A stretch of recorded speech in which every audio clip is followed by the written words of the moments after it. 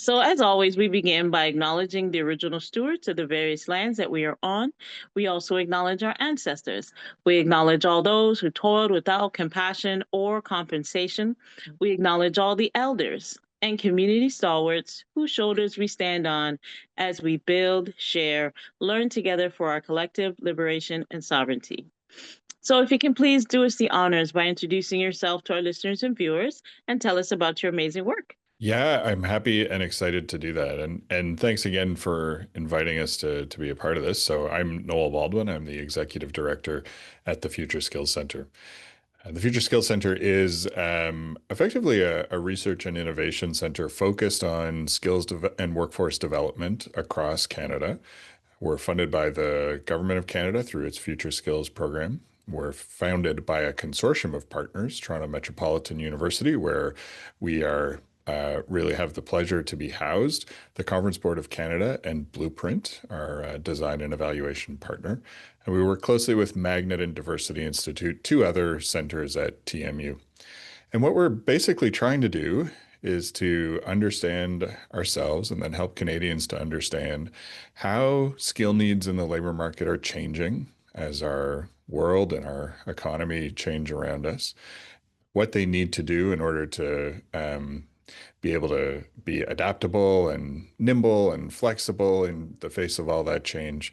And then with partners in every province and territory in the country, and working with organizations really in communities in those geographic locations, we're testing innovation to see what people are doing that can help to meet those challenges and opportunities in front of us, how it works when you test something out on the ground, and also how it can scale and grow or move or connect with new communities of people. And maybe the final point I would just add is, we're doing all of this in service of trying to understand those dynamics and how we can bring that back to policymakers and practitioners who are designing their future programs and policies. We have a particular focus around groups of Canadians that have historically been excluded or faced barriers to education and training opportunities or to prosperity in the labor market. So more than 70% of the initiatives that we've been a part of to date have either been led by or have had a focus on one or more underserved groups of Canadians. And to date, we've been able to support more than 400 research and pilot initiatives. We've produced more than 600 pieces of content about all of that work. More than 100,000 Canadians have had training or employment opportunities as a result of the initiatives we've been able to support. And more than 1 million Canadians have accessed resources to help them on their pathway, their journey towards success in our labor market. Wow, that's amazing. Thank you so much for what you do. So, what inspires you about the work you do? I think a bunch of things. I kind of come from a background in post-secondary education policy. So for a long time in my career, I'd had this focus on universities and colleges and other post-secondary institutions and how we could support people on their pathways through the education systems. When I came to the Future Skills Center, that perspective broadened out, right? We're working with all adults really who are working age, who are in the labor market or in the labor force, or in some cases not, and a whole new host of partners who are helping people to develop their skills. So, I mean, one thing that really excites me is I get to work with this really diverse set of partners, universities and colleges still, but also community organizations, labor unions, employer organizations, employers directly, nonprofits, some that are really big and really sophisticated, and others that are still small and kind of entrepreneurial, trying to find their place in this kind of crowded space. So that's one thing that has really been a real blessing of this work is kind of meeting these really dedicated folks all across the country. And of course, I think we're in a really important moment for the kind of work that FSC is doing. Right? The certainly the federal government, and I think lots of governments across the country have adopted this mindset of wanting to make the country resilient and self-reliant and build things that we haven't built in a long time, and to really try to move forward with a sense of confidence. And what's going to underpin that are the people who are going to do all that work, the people who are going to build that stuff, who are going to start businesses and see them grow, the workers who are going to deliver um, all of the kind of productive capacity that we kind of keep talking about, right? And so our work trying to help people understand how to navigate all that and how to support employers to do that with their workers, it feels like this is a really important moment for that work. And so that certainly keeps me coming to the office every day. Wow, that's remarkable. So like now on the flip side of that amazing story you're saying, what are some of the challenges or barriers you face in your work, and how have you overcome them or in the process of overcoming them? Yeah, I mean, one of the things that was also really exciting about the opportunity to come to the Future Skills Center was it was brand new. It didn't exist, and so we were building it from the ground up. And those consortium partners that I mentioned were big helps in that. They had lots of experience and were contributing their expertise. But there was a bit of a sense of building the plane as we were flying it. And so, like any startup, over the first few years, we would try things and discover for ourselves what was working and what wasn't, right? So, you'd encounter roadblocks in terms of how you could deliver the partnerships that you really wanted to deliver, or you would do outreach and maybe not get quite the take up that you were hoping for. So I mean, there were growing pains along the way. I think where we're at today now, a more mature organization, a couple of things that come to mind. We have this mandate to work all across the country, to be pan-Canadian, but we're still, I guess we're more than one office. We're mostly one office based in Toronto. I'm here in Ottawa.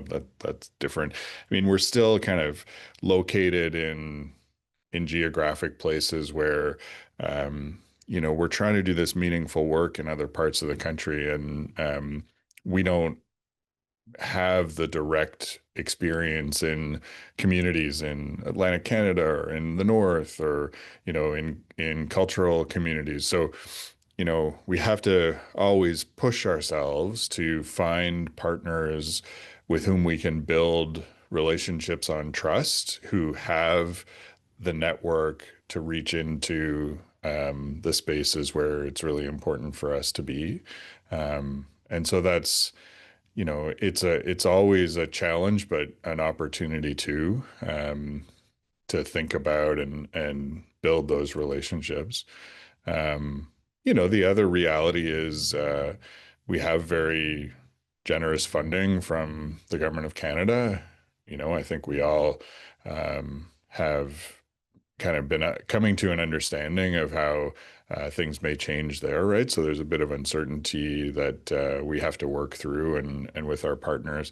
And ultimately, despite, I described the resources we have as generous, and I think that's true. There's still not enough, right? There's still not enough funding and technical support that we can make available to everyone who has good ideas about how to do skill development and training. So there's always difficult choices and difficult conversations with people who I think probably in a world where we had more resources we'd be able to support, but sometimes we can't, right? So I think that may sound like a bit of a rich problem to have, but it is true that it just we can't meet all the demand for the opportunities that we want to provide. For sure, for sure. I mean, different challenges for different perspectives of this work, they're all relevant, and we try and tackle them as much as we can. But at the end of the day, we are making the impact, and that's the most important thing. And Yeah, having the outcomes, we're showing that, it's more than just the boardroom. We're actually putting things into place. So always have that's to right. remember all, the things that are being done, you know, to as much benefit for community. Um, so tell me, is there anything that you want to amplify? Anything you're working on new that you want to talk about? Yeah, I mean, for the last several years, we've been thinking about kind of five big themes. Two of them are really drivers that are sort of outside of direct control of any one actor. One of those is technology and automation, and right now most of that conversation is about AI. The other one is around sustainable jobs, so the impact of climate change and climate policy as the world shifts towards more renewable energy and this kind of thing. Um, Two more are things where there are policy levers that are a little easier to pull. So one is around people's pathways to jobs. So how do you navigate your career? What support and advice and guidance do you need? The other is the adaptability of Canada's small and medium-sized enterprises, who are the biggest employers in the country, and often have capacity constraints that need to be addressed. And those are all in service of having a more inclusive, prosperous economy, right? So, how do we make sure that all Canadians are getting the benefits of the opportunities that are available there? So that's been our frame for the last several years. I think it's still really relevant. But of course, we have moved into a bit of a new era with everything happening in the world and with the approach of the new government here in Ottawa. And so a couple of other things come to mind that we're kind of bringing more into the spotlight, still in that frame that I talked about, but the situation and condition of youth and youth employment, um, and the big imperative around this kind of build agenda that's been put into the spotlight, both to make sure that we have some of the skilled trades people that we're going to need to build infrastructure projects and new energy sources, but also the coordination around all of that is so critical to make sure that as we want to do these big things, we've got the people with the right skills in the right places at the right times to be able to do it, so that all of that big ambition, housing and infrastructure and uh, electric vehicles and new energy that's has a lower carbon footprint.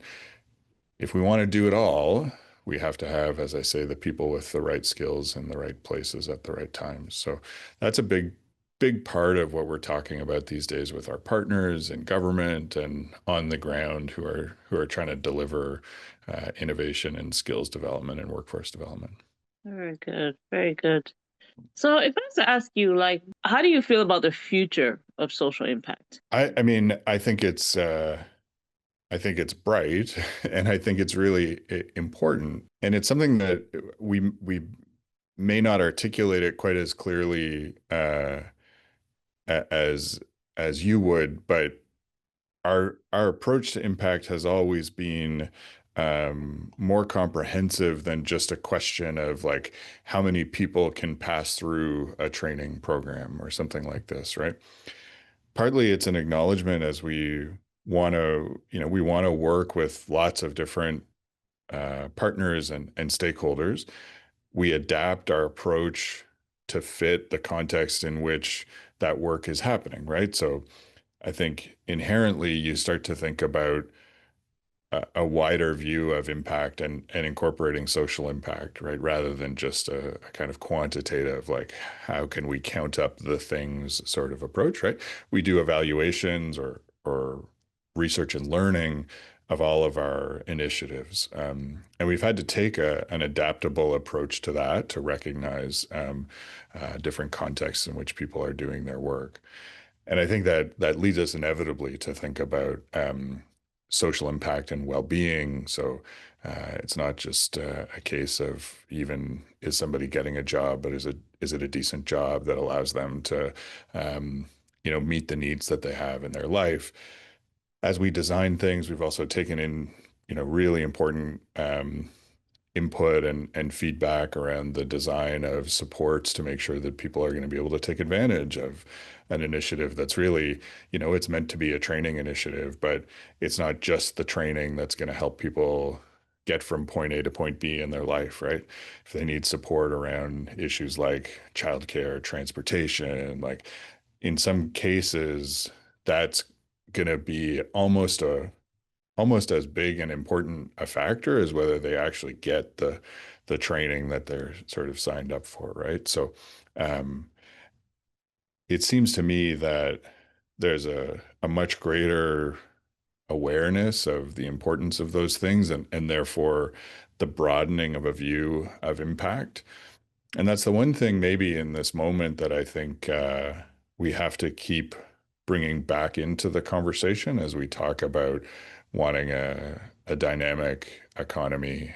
We don't just get there by um, viewing every every one of the inputs. That includes people, it includes capital and technology. We can't just look at them as square pegs with square holes to go into, right? That people are much more um, diverse than that, and our concept of what success looks like has to meet that diversity, I think. Absolutely. Absolutely. If you were to put that in a nutshell, what does success look like to you? What would you say? I think it looks like a few different things, and we've come to think about individual, organizational, or enterprise level and system level effects and impacts. So, I mean, I think for individuals, success for us in our work looks like people having a stronger understanding of where they can go for support to navigate their career, including their options for skill development and training, and that those opportunities are inclusive um, of all Canadians who need to avail themselves of it to navigate a pretty complicated and fast changing world. I think at a kind of organizational or firm level, it's making sure that supports are available to employers to understand how to create um, more productivity, but also more inclusivity. Those things go together. It's not a given that just because you post a job that you're actually creating a space where people who've got the skills and talent that you need are able to thrive. So supporting uh, people on that journey as well, as they also try to make their activities more productive. And at a system level, a broad understanding of how important it is to make sure that people have opportunities for lifelong, career-long learning and skill development, that those systems are broadly inclusive. They're inclusive by design, rather than sort of as a secondary thought. Um, and I think this may not have been quite as much as at the forefront when we started out this work 6 years ago, but at a system level, there is still work to do to ensure um, coordination and dialogue among all the key actors, and that you also have to think about our skill and talent as a kind of a supply chain idea, right? People are going to move around and we want them to move around, but we want them to be able to move to stronger opportunities, better opportunities. And we also have to connect as close to the local level as possible our broad objectives, but at the local level, figure out what the solutions look like, right? So your solution finding isn't one size fits all. Your objective could be overarching, but people close to the action at a community level are going to understand really well the assets and gaps, the opportunities and challenges. And in our experience, that, given some support and some resources, can also organize themselves quite well to figure out what to do about a particular challenge or how to capture a particular opportunity. Yes, definitely, definitely. I always say that we are definitely laying a foundation after all the work that we put through, and collaboration definitely is the key to social change. That it goes without saying. Things that we're doing here, it really sets a precedence and not even so much for us, but for the next generation, because that's really who we're doing this for, laying that foundation for them to carry the torch. And they are very, these Gen Zs, and they're asking these questions. What are you leaving for us to continue this legacy that you left behind? So we really appreciate all that you're putting forth in, and this it's very, very important. So my last question for you then is, just please leave us your closing thoughts and calls to actions at this time. Uh, Great question. Um, I was having this back and forth with some friends by text yesterday, and it's been sticking with me, and it's about the need to continue to come into the world and come into our work with a sense of optimism, even as we're in a pretty difficult and unexpected and unprecedented period of change between political change, social and technological change. To try to meet that moment with a sense that we can actually solve for the challenges in front of us, and that we can do that best through uh, collaboration and working together. Um, as I say, you mentioned youth. I think they're particularly challenged. We're all still working through.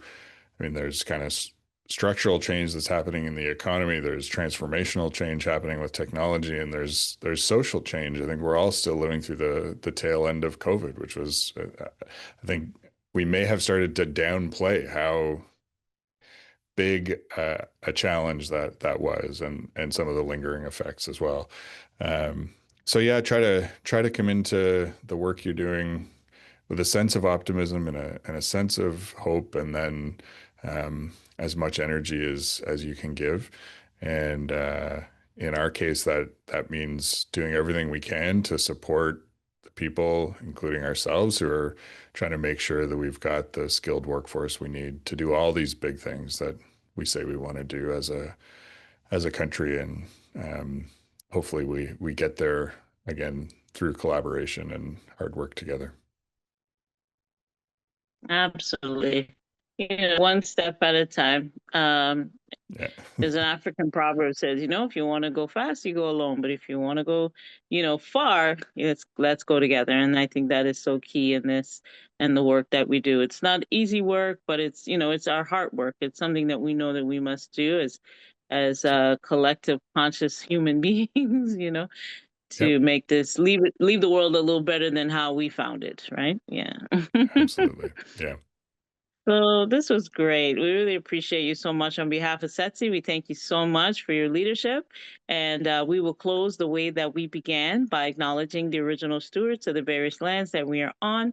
We also acknowledge our ancestors. We acknowledge all those who toiled without compassion or compensation. We acknowledge all the elders and community stalwarts whose shoulders we stand on as we build, share, learn together for our collective liberation and sovereignty. So once again, no, thank you so much, and we'll definitely be in touch. Thank you. This was great. I appreciate it. Uh, Bye for now. Likewise. Have a wonderful day. Bye bye.